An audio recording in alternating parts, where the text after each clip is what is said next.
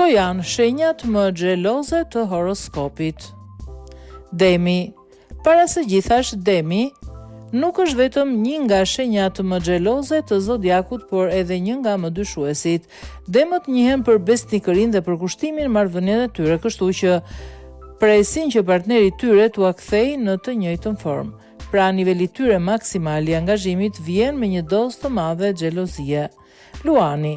Pavarësisht se janë mjaft të sigurt në vetvete, luanët meritojnë një vend të veçantë në listën e shenjave më xheloze. Kjo për shkak se janë njerëz intensiv dhe shpesh i lënë emocionet e tyre t'imposhtin. Përveç kësaj, luanët nuk e tolerojnë tradhtinë dhe mund të bëhen autoritar nëse ndjejnë se dikush i ka tradhtuar ose u ka lënduar krenarin.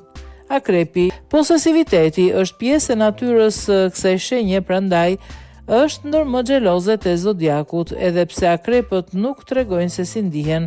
Ata i vëzhgojnë me diskrecion të dashurit e tyre dhe madje mund të planifikojnë një hakmarrje të vogël. Së fundmi, akrepi mund të jetë xheloz për gjithçka, por di edhe të kontrollojë veten.